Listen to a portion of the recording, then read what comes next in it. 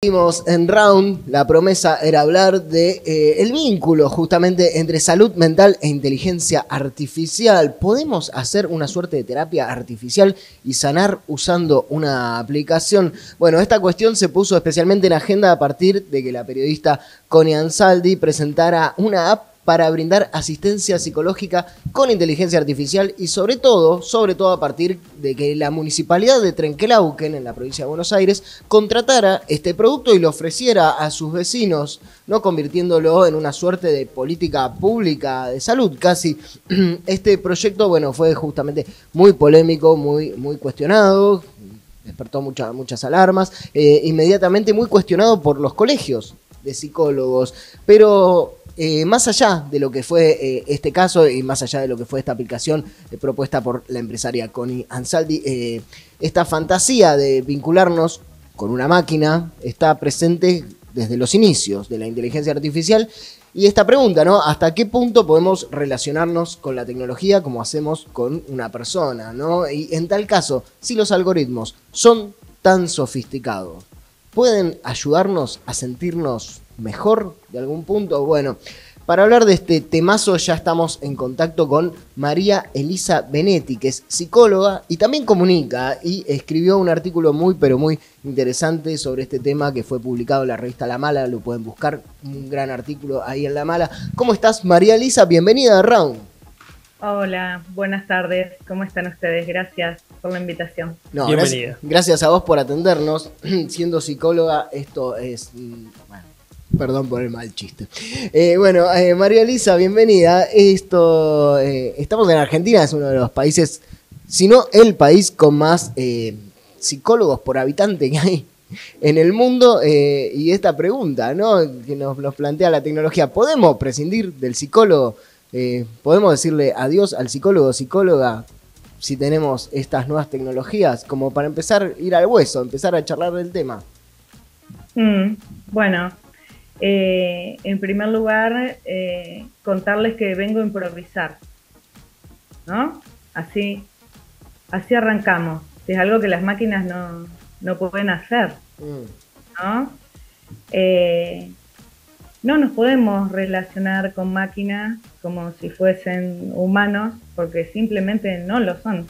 Por lo más sofisticado que pueda eso resultar, todo lo que es eminentemente humano queda por fuera, ¿no? Yo estuve viendo las otras columnas que tienen en su canal y ustedes trataban algo en relación al humor, ¿no? ¿Por qué son tan malas, es tan mala la inteligencia artificial para hacer humor? Porque es todo eso que tiene que ver con lo humano, con el vínculo. En salud mental se establece un vínculo con el psicólogo que no se da con ninguna otra cosa que no sea una humanidad.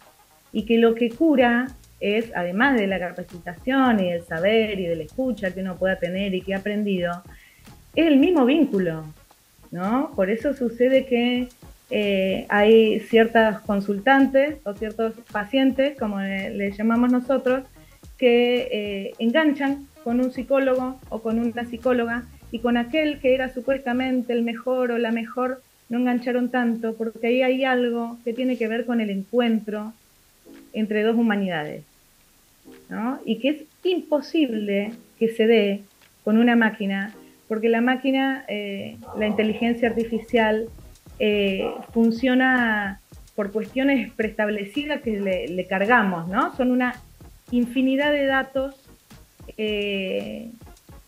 pero que se escapan a la espontaneidad. Por eso yo les decía, vengo a improvisar, ¿no? A compartirles un poco de lo que yo soy, de lo que he aprendido, de lo que voy pensando, y qué es ese encuentro que se da con el otro, que con la inteligencia artificial, por más datos que tenga cargado, no se da. No está la creatividad, no está el humor, no está el chiste, no está la doble lectura, la lectura entre líneas, ¿no? Eso... ¿Y eso no se puede, como de algún modo, emular? Voy a hacer un poquito de abogado del diablo ahí. siempre el psicólogo, viste, es el que te pone en jaque a vos, ahora vamos a tratar de poner en jaque a la psicóloga. De alguna manera, el analista no está siguiendo una especie de protocolo también, emulable con algoritmos. No está respondiendo en base a si sucede A, yo digo B, o quizás parece espontáneo, pero si un algoritmo fuera lo suficientemente sofisticado, ¿no podría lograr como un algo parecido? ¿En qué punto? Por ahora no lo logra, ¿no? Porque también tenemos que hablar por ahora. No lo logra, y yo me atrevería a pensar que no lo va a lograr porque no puede captar la singularidad, ¿no? Nosotros hemos aprendido algunas cosas, muy pocas cosas hemos aprendido, ¿no? De diagnósticos, de defensas, de resolución de conflictos, sea la línea que sea de psicología. Pero cuando nos encontramos con la persona enfrente que está sufriendo, es el caso por caso. O sea, cada situación que yo me encuentro me va a hacer aprender algo que no está escrito en ningún lado y que tiene que ver con esto, con la creatividad, con escuchar, con construir con el otro. O sea, con la inteligencia artificial no hay un intercambio, hay una ilusión, ¿no?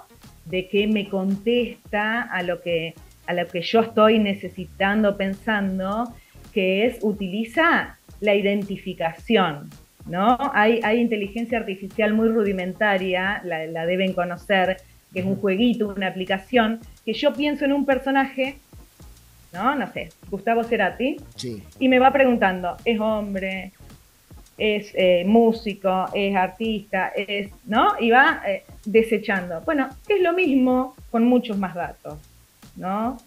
Pensar que nuestra salud mental, que la complejidad de un ser humano va a entrar en esas posibilidades es ilógico, ¿no? Es ilusorio.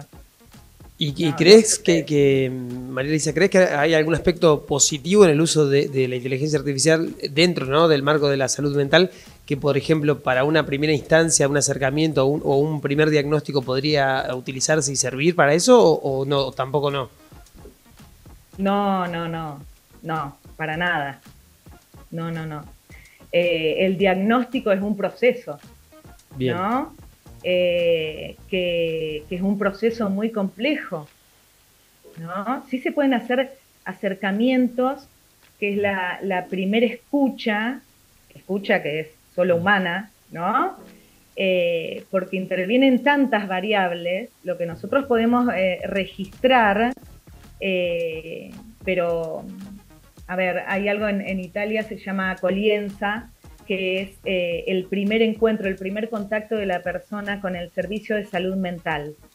Es el lugar que tiene que estar ocupado por la persona más capacitada de todo el servicio, porque es la puerta de entrada y porque va a determinar hacia dónde es direccionada esa persona y qué es lo que necesita. Entonces, desde el inicio, lo que va a suceder en el resto del tratamiento, de la intervención, sea lo que necesite esa persona, se define en los primeros momentos, en los primeros encuentros, ¿no? Pero tiene que ser eso, un encuentro con un otro humano. Sin embargo, María Elisa, como pensando en la mediación tecnológica que cambia, que nos hace cambiar la forma de hacer las cosas, de pensar las cosas, uno piensa que, no sé, la terapia por Zoom hasta hace no tantos años era algo imposible, ¿no? No sé, me imagino haberle dicho a Freud en su momento, che, mira, esto va a suceder así, en una pantalla la otra persona va a estar, y ahora es algo de lo más normal. No hay chance como de que la tecnología de alguna manera vaya reemplazando partes de esta dinámica entre paciente y analista. O alguna, no digo reemplazarla totalmente, pero en parte quizás, o alguna cosa también como pensando en estas convergencias, en estas cosas más híbridas. Sí. Tomando esto de lo que estamos haciendo nosotros hoy, que es una videollamada que no podríamos quizá tener la entrevista, dado la distancia que estamos, es algo que se puede hacer, y que facilita y habilita algunas cosas. De hecho, yo hago terapia a distancia. Mi psicólogo está en Buenos Aires, yo estoy en Gualeguaychú, en Entre Ríos. Pero hay una pérdida muy importante ahí para lo que es la calidad del vínculo. Por ejemplo, nosotros en ningún momento, aunque quisiéramos, podemos encontrar nuestras miradas, ¿no? Fíjense, claro. Los ojos de todos nosotros sí. Nunca nos encontramos. Es una ilusión que nos estamos mirando cuando nos estamos hablando, ¿no? Y eso conlleva una pérdida muy importante, ¿no? Sí, hay algo del lenguaje. Hay algo del lenguaje corporal también que se pierde, el hecho de las manos. Hasta ahora no hemos visto tus manos, por ejemplo, y eso hace pensar que podrías estar describiendo, podrías estar haciendo algo, y eso se pierde, ¿no? En el primer análisis, me imagino. Con lo importante que es la sutileza, ¿no? Un cambio en una postura. Hay un montón de cuestiones que no tienen que ver con mirá, incluso estamos hablando entre personas, ¿no? Imagínate una máquina que es una cosa chata, o sea, no es, a mí me parece como hasta bastante inadmisible de pensarlo. ¿Se puede hacer? Sí, se puede hacer. Yo en la nota decía, bueno, hay personas que en ciertas situaciones ingieren plástico, comen plástico, porque tienen mucha necesidad de ingerir algo, lo que sea, ¿no? Porque es lo que hay. Bueno, tiene consecuencias. Claro, ¿no? es interesante. Me quedé con lo de la mirada porque es tal cual, pensando en, ¿por qué no logro conectar? A los que enseñamos y hacemos cosas, usamos mucho el Zoom, nos pasa esto, que es irreemplazable la comunicación cara a cara a veces, pero pensando en esto de comer plástico y la situación de que no hay otra, uno de los argumentos que se esgrimían a partir de estos servicios, estos productos de terapia artificial, es, bueno, mirá, esto se va a democratizar, un montón de gente no accede a los servicios de salud, esto va a hacer que mucha gente pueda acceder. ¿Qué reflexión te hace, te provoca eso? Bueno, en primer lugar vos mencionaste la cantidad de profesionales formados que existimos en la Argentina, ¿no?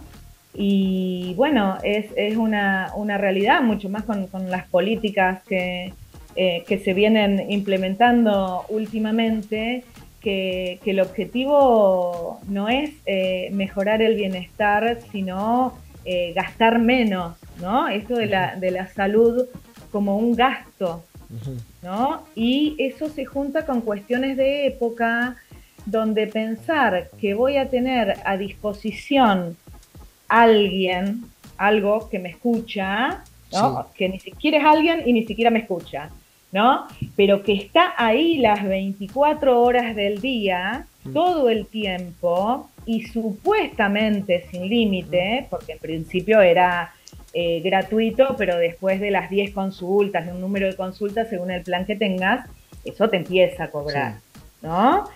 Y te cobra cada vez más, ¿no? Entre medio yo te estoy diciendo, mira, pensé en quitarme la vida y como no estoy pagando el plan premium, me aparece la publicidad, qué sé yo, de juegos de apuestas, ¿no? Todas esas cuestiones están sin regular y es tierra de nadie, ¿no? Vos hablaste hoy también, Camilo, de la cuestión de la ética. Nosotros en nuestros espacios de clínica recibimos personas que muchas veces nos hacen cuestionar acerca del secreto profesional, ¿no? El secreto profesional tiene un límite. Entonces, cuando está en juego la seguridad del consultante o de la consultante o de otra persona, ya sea una situación relacionada con la muerte o cuestiones graves, nosotros tenemos el deber de dar aviso según el caso a quienes, ¿no? Hay protocolos, siempre, por supuesto, siendo relevados del secreto profesional.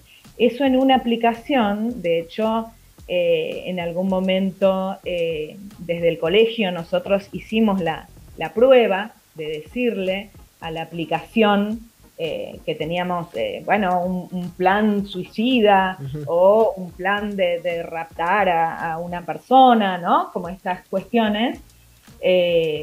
Y nada, queda ahí, o contesta otra cosa o no contesta nada, o sea, excede una complejidad que requiere, incluso que no requiere de una persona, porque el psicólogo es el psicólogo o la psicóloga, y atrás hay alguien que supervisa ese trabajo, o hay un equipo, o hay grupos de estudio, o hay más capacitaciones, o hay otros colegas con quienes se comparten las situaciones complejas, siempre atendiendo al secreto profesional. O sea, desde este punto de vista es peligroso. O sea, es muy peligroso. No solo no es eficaz, sino que es peligroso.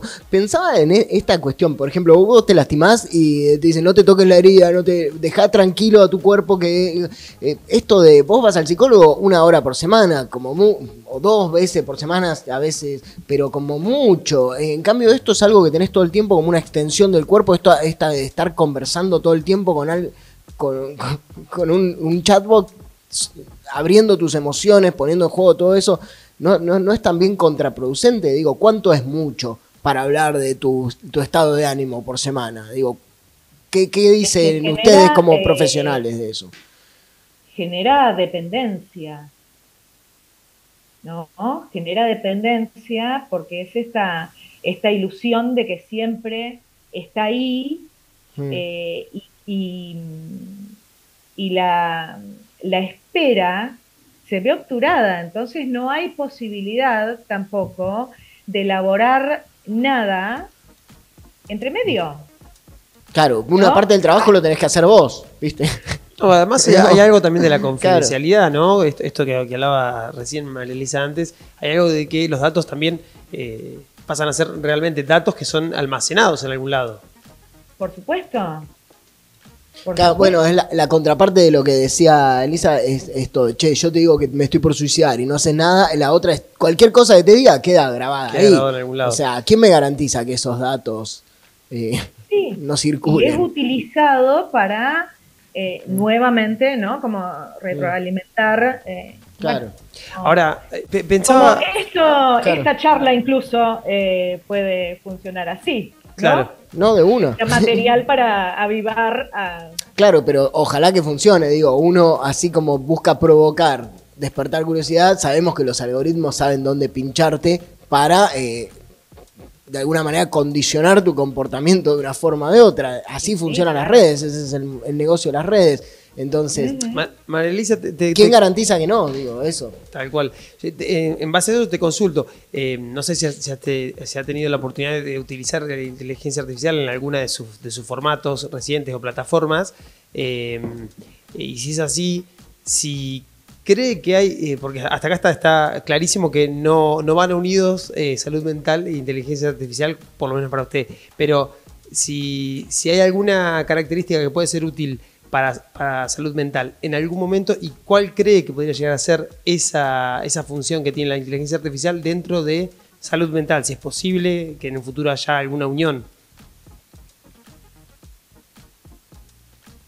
Es una pregunta muy difícil de contestar afirmativamente, porque no sé qué puede llegar a suceder después. Sí, la tendencia de la inteligencia artificial es a brindar representaciones ideales, ¿no? Lo más completa posible, ¿no? Entonces, en términos de difusión de información o de brindar, qué sé yo, no sé, recursos en salud mental que haya y poder referenciar, armar una cuestión así, o que permita conectar a personas con ciertas problemáticas, ¿no? Pero nunca que eso sea el fin del ofrecimiento, o pensar que eso puede llegar a ser un tratamiento en salud mental. Pero ¿no pensás que todo lo que tiene que ver con identificar emociones y todo eso no puede ayudar en algún punto a la tarea del analista, o es algo que conviene ni siquiera entrar? No sé, pensando en estas posibles convergencias y en estas cosas que pueden llegar a suceder. La cuestión de hay que ser muy cuidadosos, porque lo mismo sucede con otros espacios, con otras propuestas, qué sé yo, las constelaciones familiares se me ocurren en este momento, Sí. O algunas cuestiones como, bueno, como el psicodrama, si no está responsablemente aplicado, ¿no? Estas herramientas, ¿no? El problema no es la herramienta, el problema es cómo se utilice y cómo, si conocemos, qué vamos a generar con eso, Claro. ¿no? ¿Para qué yo quiero que una persona se ponga en contacto con una situación traumática? ¿Para que lo sepa y se vaya por la vida con eso? ¿No? Hay cuestiones, por ejemplo, en una primer consulta, que yo puedo decir, uy, acá me parece que hay una cuestión de gravedad en la infancia que sé más o menos por dónde va. Capaz que la persona lo puede expresar y ponerse en contacto con eso dentro de 6 meses o de 1 año y yo no puedo ir a pinchar ahí si no hay un proceso que esa persona pueda hacer para enfrentar eso. Sí. No, si no es lo que Freud llamaba el análisis salvaje, ¿no? Que es violencia, ¿no? Yo tengo que ir trabajando y tener la expertise suficiente como para saber dónde frenar, ¿no? Dónde cuidar a la persona de lo que se pueda poner en contacto o no, como tratar de... no es que nosotros vamos a empujar a la persona hacia el foso para que, bueno, enfrentá esto que... Sí, ¿no? la sensación que da es cierto que la terapia el psicoanálisis, por lo menos, que es tan popular en Argentina, está siendo tensionado de alguna manera por distintas como terapias, entre comillas, alternativas que vienen a cuestionar su legitimidad o su lugar, o está sucediendo eso. Y que está buenísimo. Que está bueno porque también obliga al psicoanálisis, por eso también queríamos hacer esta nota, claro, para que una psicóloga no se esgrima sus argumentos de, che, mirá, nosotros trabajamos así, esto es importante por esto. También para reforzar las cosas que uno también fue construyendo. Uno piensa en esto y le agarra un poquito como de ansiedad, María Elisa, como que queríamos como cerrar esta nota como preguntándote ¿cómo hacemos para lidiar, vos que sos psicóloga, con esta ansiedad que nos produce el cambio tecnológico, que es muchísima la ansiedad que nos produce? A vos te pasará, por algo escribiste esta nota, me imagino, pero todos estamos muy tensionados, es muy difícil abstraerse porque estamos muy atravesados por las tecnologías y si las desconocemos también nos genera ansiedad, porque decís, uy, no estoy incorporando esto y me voy a quedar afuera del mercado laboral o no voy a saber hacer esto, y si nos metemos de lleno también nos corremos el riesgo de cometer como estas cosas más brutas, más burdas que describías en esta charla. Entonces, ¿qué hacemos con esta ansiedad, con este vértigo que nos produce el cambio tecnológico para sentirnos un poco mejor, para sentirnos un poco más tranquilos, que sea más llevadero? Esto está sucediendo, bueno, es algo inédito, no pasó nunca en la historia de la humanidad que sea tan vertiginoso el cambio. ¿Qué hacemos? ¿Qué dicen los psicólogos? ¿Qué hacer? ¿Qué nos recomendarías hacer frente a esta situación tan inédita? Que mientras vos hablabas de estos cambios a nivel tecnológico, yo pensaba en todos los cambios que venimos atravesando y en el país también, ¿no? El vértigo aparece por todos lados, todo el tiempo estamos atravesando, ¿no? Como esto del reino del revés. Resulta de que lo que era bueno ahora no sirve para nada y lo que ayer servía hoy ya es obsoleto, ¿no? Entonces, en esta cuestión tipo de Black Mirror, ¿no? Como una cosa ahí de que todo nos va a pasar por arriba, la salida es el vínculo, es el encuentro con otros, ¿no? Que por ahí nosotros acá en los lugares más chicos los tenemos más facilitado porque los gurises juegan en la vereda y porque nosotros nos juntamos en una peña una vez por semana.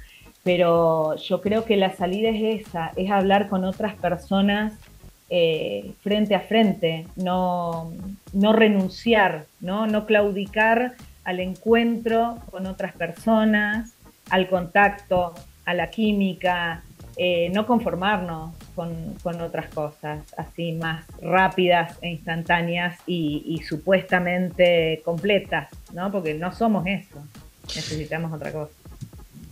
La que dice todo esto y nos estuvo explicando un montón sobre el vínculo que puede existir entre salud mental e inteligencia artificial se llama María Elisa Benetti, a quien le damos las gracias con todo por atendernos, por hacerse un lugar ahí en la agenda para atendernos desde acá, desde Viedma, en vínculo con Gualeguaychú, donde ella está, y le damos las gracias. Gracias, María Elisa, en serio, por atendernos, por llenarnos de ideas y por dejarnos pensando, como siempre. Muchas gracias, un placer. Muchas gracias. Un abrazo. Hasta la próxima.